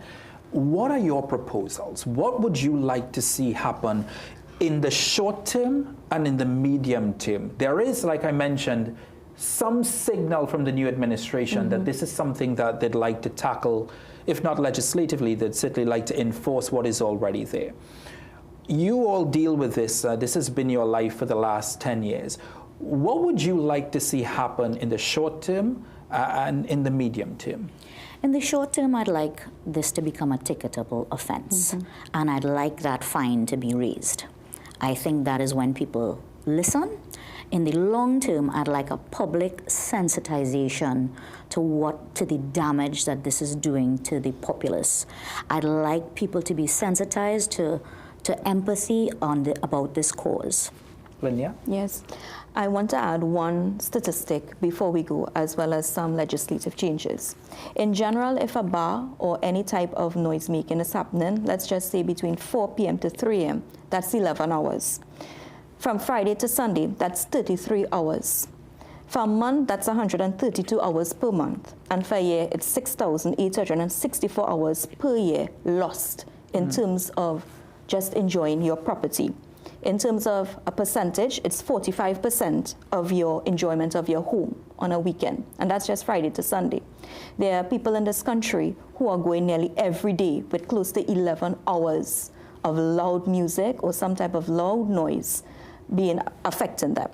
In the short term, we would just like, for one, the Commissioner of Police, as well as the EMA, to have a stakeholder meeting with us to start enforcing the current rules and laws regarding noise pollution. Two, legislative, in the long term, we are asking for one, to make it a ticketable offense, as many other developed countries, as well as implementing quiet time laws. And thirdly, we can also use a plainly audible clause, which will take away, for instance, which is one of the key drawbacks that the police say, is that they don't have noise meters. And the EMA, since 2022, have said they have collaborative efforts with the TTPS. Up to now, we cannot find out how many meters were distributed to police stations across this country, how many of the officers were trained. And thirdly, how many noise offenders have been apprehended. So we are saying legislative changes need to come and enforcement in the short term. Lindy and Beju, Tamara Chitara, thank you very much for joining us to talk about a very, very important topic. Let's take a break here on The Morning Brew. We'll be right back.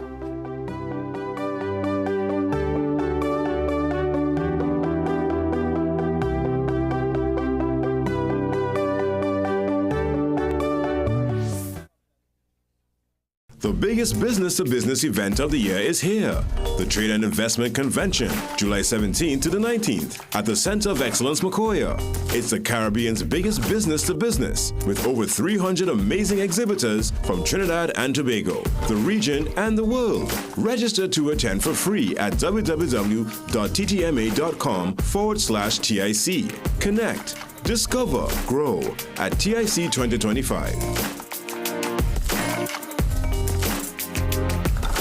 Ready to turn heads and steal the spotlight? Then head to Rosari Bridal Couture, your all-in-one fashion destination for every celebration. From stunning bridal lehengas to simple everyday shawwas, sparkling jewelry, affordable kids wear, stylish Muslim clothing, and even puja essentials, we've got it all under one roof. Get free footwear with any bridal outfit and get free matching bangles with kids wear. Need the perfect fit? Our in-house tailor is here for you. We're open 9 a.m. to 8 p.m. Just take the Southern Highway to Brentwood, Chaguanas and call 723-9099 for more info. Rosari Bridal Couture, where fashion meets celebration, all inclusive. You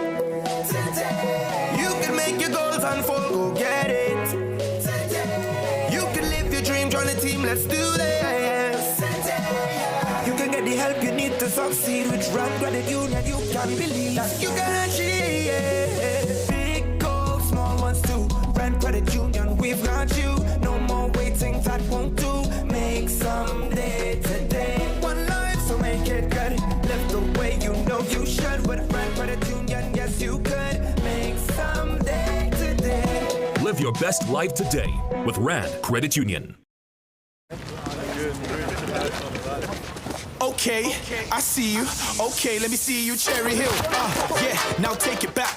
Let me see you rock off, shake off, shake off. Let me see you rock off, rock off. Let me see you kick right, now kick left, now step forward, now step back. Lucozade, bring the energy.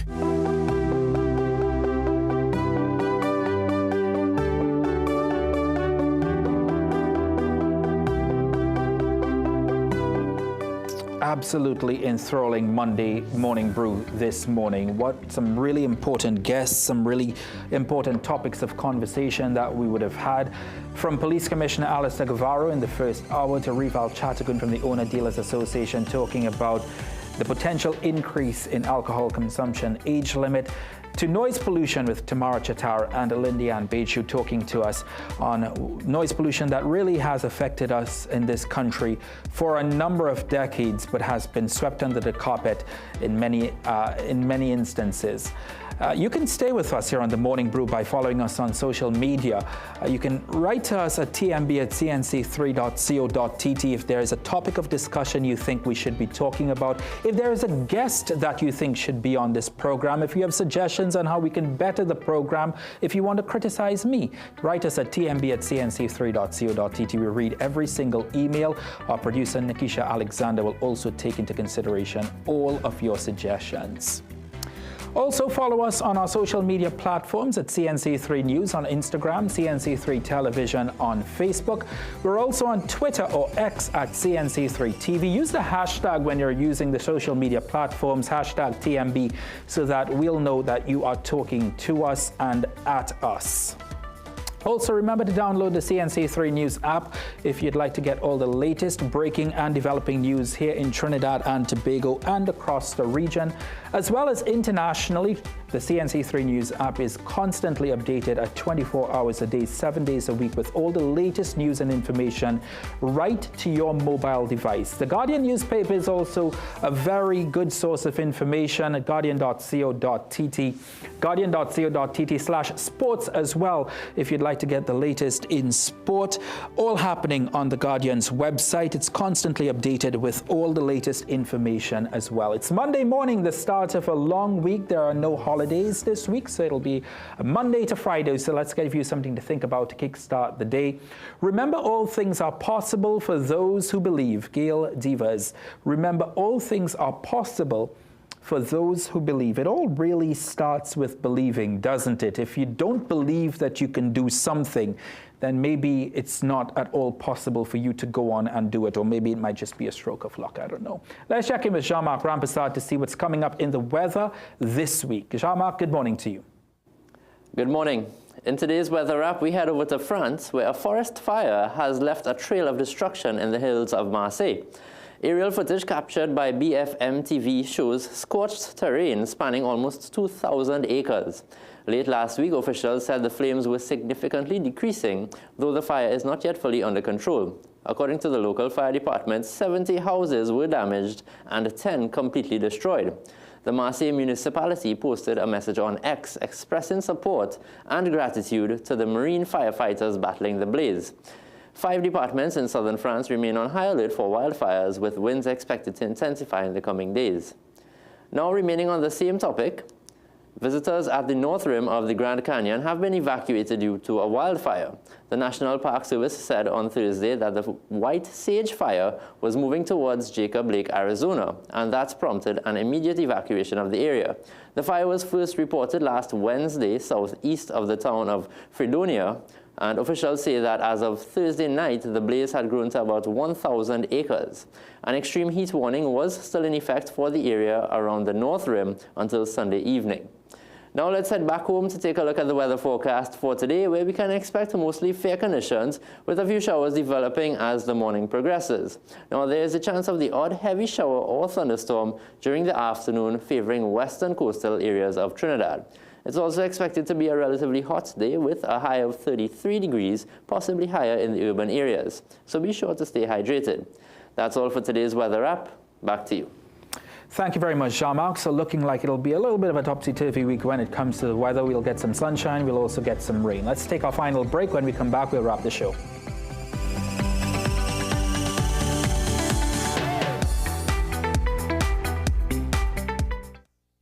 I'm looking for a magic for this disaster of a war. You need a master plan. A what? Kaleidoscope Weathermaster Exterior Latex Emulsion. It stands up to our wicked sun and crazy rain. It shields against fading, protects against mildew, and is crack resistant. This paint so tough that it is tried and tested against British standards and formulated with European raw material.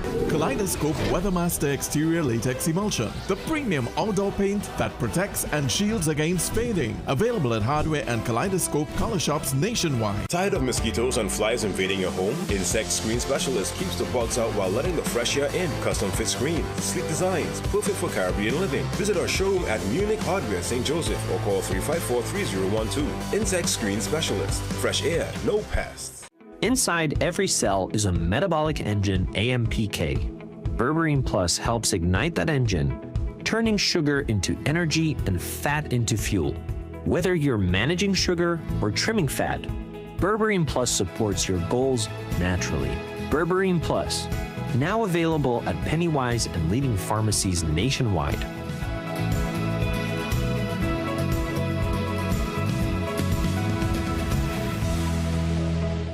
Get the best in affordable eyewear. Frames with blue filter lenses and eye exam, $399. Single vision lenses with transitions on designer frames, $799. Progressive transitions with designer frames, $1,399. Happening only at Seaview Optical. Affordable eye care for everyone. Low energy? Heart concerns? Migraines slowing you down? It's time to take control of your health. Join Wellness Unlocked, the series that brings expert advice and real solutions for a healthier you. In our latest episode, learn how Jameson CoQ10 can help support heart health, boost energy, and even reduce migraines. Get the science, the stories, and the steps to power up your health with CoQ10. Don't miss Wellness Unlocked. Watch now on CNC3 and start your wellness journey today. Ready to turn heads and steal the spotlight? Then head to Rosari Bridal Couture, your all-in-one fashion destination for every celebration. From stunning bridal lehengas to simple everyday shalwas, sparkling jewelry, affordable kids wear, stylish Muslim clothing, and even puja essentials, we've got it all under one roof. Get free footwear with any bridal outfit and get free matching bangles with kids wear. Need the perfect fit? Our in-house tailor is here for you. We're open 9 a.m. to 8 p.m. Just take the Southern Highway to Brentwood, Chaguanas and call 723-9099 for more info. Rosari Bridal Couture, where fashion meets celebration, all inclusive.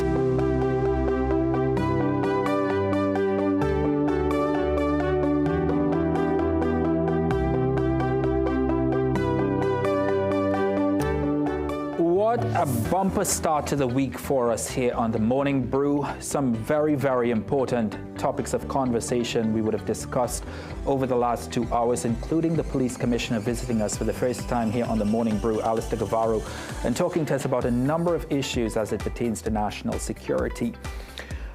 In that conversation, those conversations always throw up a lot for me, in the sense that there is a lot that the police don't do.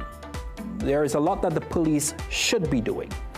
There is a lot that the government doesn't do. There is a lot that the government should be doing. And when I say government, I'm talking about governments past and present. I'm not talking about the present administration or the past administration. But what I would like for us as a nation, individually, especially as adults, is to accept responsibility for the things that we are in control of. The lives that we are in control of, for our family. And I think if we can start accepting personal responsibility for many of the things that we do on a day-to-day basis, then I think slowly we will change individually, we'll change our families, and hopefully, as Pope John Paul II used to say, we'll change the world eventually. Thank you so much for joining us on the Morning Brew. I'm going to be back here on Tuesday and Wednesday as JW continues to be in the Bahamas. There's a whole team behind this production. You'll see their names rolling to the right of your screen. Thank you to the entire team for getting up this early to do this production of the Morning Brew, and we'll see you tomorrow.